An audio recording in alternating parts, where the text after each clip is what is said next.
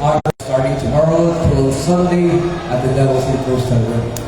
For opening remarks, having started Mr. Michael General Portadeca, the OIC of the City Sports Development Division Office. Good morning, Mikey. Maayong members of the DSA, and salamat sa inyong pag-imbita sa MOA. And we will share more about what's going to happen over the weekend. So we will be entertaining questions and inquiries later. Salamat for... Okay, let me introduce to you the strong woman behind the upcoming Ironman 70.3 channel. The CEO of Sunrise Events, please welcome Princess Deluca. Good morning. Good morning to everyone. Hello, may feedback ba? Maraming salamat po sa pag-invite today. And we look forward to seeing you, sir, mamayang hapon. Ang start natin, 2 p.m. hanggang Sunday po tayo sa Coastal Road. Okay, without further ado, unahan ko na kayo. Ma'am, bigyan mo kami ng overview kung anong mangyayari ngayong weekend. Sir, starting na may hapon. Thank you for allowing me to start. Alam niyo guys,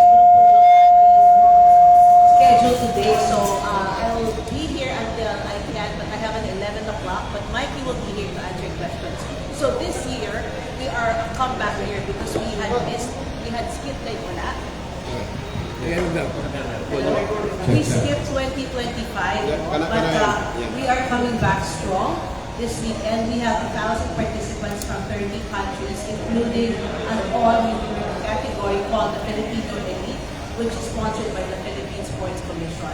Aside from that, we have over 450 children raising Iron Kids, which is close to double the number of participants from 2024. And the same goes for Guapa de Roenia. Nagsimula tayo 2,100 in 2024. Ngayon, 3,000 tayo strong. Kung hindi tayo nagsarado ng slot, baka mas mataas pa. Okay. So, yun. Aside from that, we welcome our new sponsor, BYD. So, we look forward to you guys test driving the all-electric vehicles of BYD at the Coastal Road.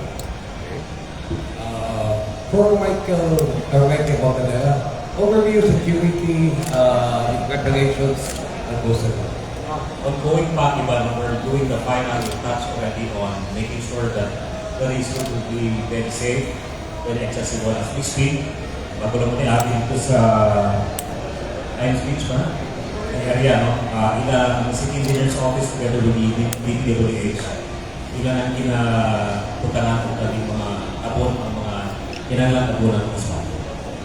Okay, I think the floor is open for questions. Mr. Paul Palo. For Ma'am Princess, Miss P, can you tell us kailan mag-start yung side events like Iron Kids, and the Guaparan? So, yung registration natin will open today at 2 o'clock p.m. So, people who are registered for Guapa and Iron Kids and Ironman can already claim their kids sa Coastal Road Expo natin from 2 p.m. to 6 p.m. So, kung hindi naman masyado marami ginagawa, I recommend to pick it up today kasi bukas, yung landing ng karamihan ng galing sa out of town.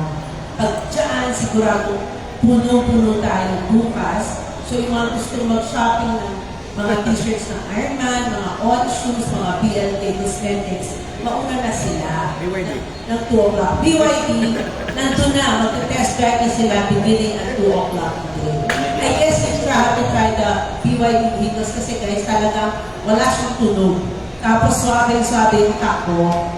It's a very nice interior also. So you know, yung BYD, nag-hire sila ng mga European designers. Kaya pag makita mo yung loob at labas ng kotse, maganda na siya talaga. Aside from BYD and Boyt, sino ba yung mga exhibitors natin doon sa tent area ba? Siyempre nandiyan yung Ironman store. No? Marami kami mga bagong items na nakalagay Ironman 70.3 level 5. Bakit 5? Kasi 5th stage na natin. Tapos we have RLC, the Robinsons Land Corporation, because they are a title sponsor for Iron Kids. We also have Salt and Fin. We also have Flick. Flick is our official outfitter for our finisher shirts. No? We also have To Go. Ano pa bang nandun?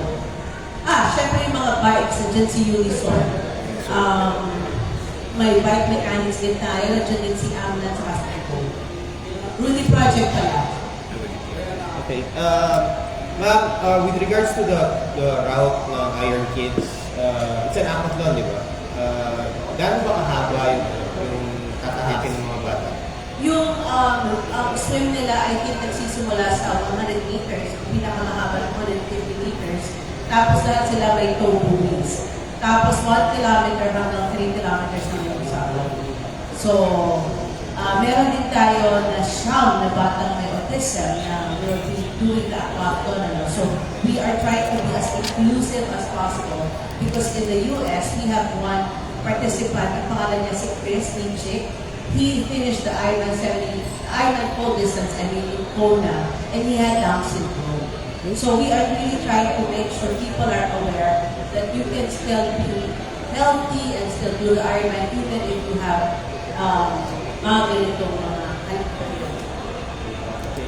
Kay Sir Mikey naman. Sir Mike, I heard full force yung deployment ngayon for the Ironman 70.3 BYD. Can you tell us more about ano mga changes ang inadapt ng city for the security and safety? Well, since karoon na Ironman, the 5th edition will be mainly inside the city limits. We made sure that all the security measures are in place. Like yesterday, nag-send off ang atong mga CSU. It's like closely around 3,000 bus will be stationed in all along the race route. Most especially katong mga iyan sa mga bike. Because, yes. And in the run route, padulong ko rin. Of course, the security assets that we have, both land, sea, and air, are in place. Ma'am, saan ang base na ng Ironman finish line? sa finish line, yun sa may bridge at taas, yung dating start and finish ng Guapa na Bawen yan, doon tayo. Doon na tayo sa taas. Lahat doon ang magsa-start and finish. Doon mag-finish yung Ironman. Kasi nga yung dati nating finish line, nandun yung mga test drive. Test drive. Madaming pwedeng mag-test drive. From the smallest vehicle to the biggest vehicle.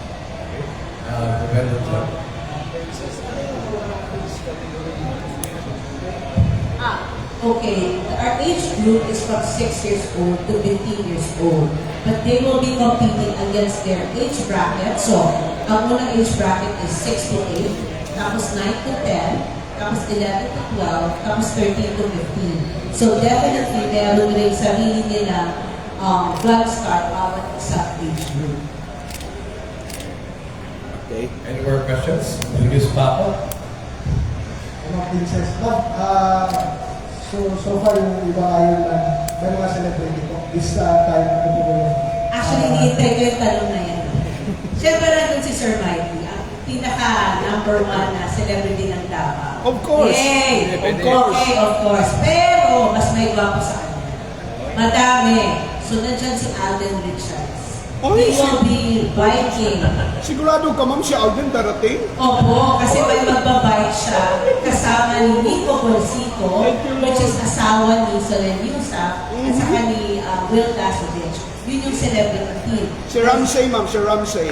Sino yun? Ay, hindi mo kilala si Ramsey. Derek wala. Wala, golfer yata yun. But nandiyan sila. Yun ang pinakamalaki natin celebrity.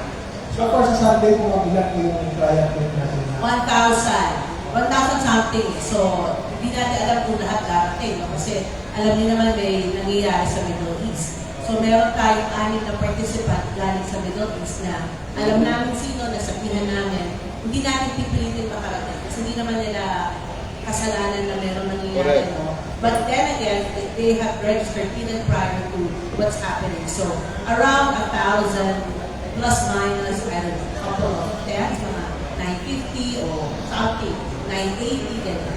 This ilan po yung mga foreign natin na professional na kaya po. 30 countries tayo eh. So nasa tingin ko, nasa mga 200 sila ganyan. Ang increase natin noong 2024, we had 855 participants. So with additional, kung 1,000 tayo, may additional tayo na 145. So, tapos dumoble pa yung Iron Kids natin, tapos tumaas yung Guapa na Bawen. So, we are expecting a very good influx of new money coming from outside for Davao City to enjoy and share. Meron akong 11 o'clock. Okay, so last Babalik ako for photo op, ha? Okay. Kung last look may kinatanong ito si Sir Mike. Ma'am, sandali ma'am, ako magtanong siya. Ako ba may tanong ako. 10:49 na. Lagi, sandali ma'am. Ma'am, are you ready for those people who will be going wild? Yung mga buang, ato na bang ipanghiposdaan? Kay Lison, kasi na po yung magpabuang-buang. Sir, sir, Tagalog. Yung gustong maging Manggulo. magloko-loko. Katulad yung nasa mental hospital, are you ready for that? Baka may another incident. Alam mo, sir, naniniwala kami sa capacity ng Davao City. Ang usapan namin dalawa, lahat ng mangyayari sa loob ng karera, amin. Lahat ng mangyayari sa labas ng karera, kanila. Kasi mas alam nila paano gumalaw at magbantay. Sa mga tiga rito, kami naman, mas alam namin magbantay sa participants namin. So, kidding aside, the Davao Mental Hospital is also invited to be there. Kidding aside, thank you very much, ma'am. Oy, basta punta kayong lahat, ha? Punta kayong lahat kasi maraming celebrities. Nandiyan si Okay. Ira Lopez. Siyempre, nandiyan yung kanyang boyfriend na si Mark Nagustere. Wow! Okay? Okay, thank you very much, Ma'am Princess Galuna.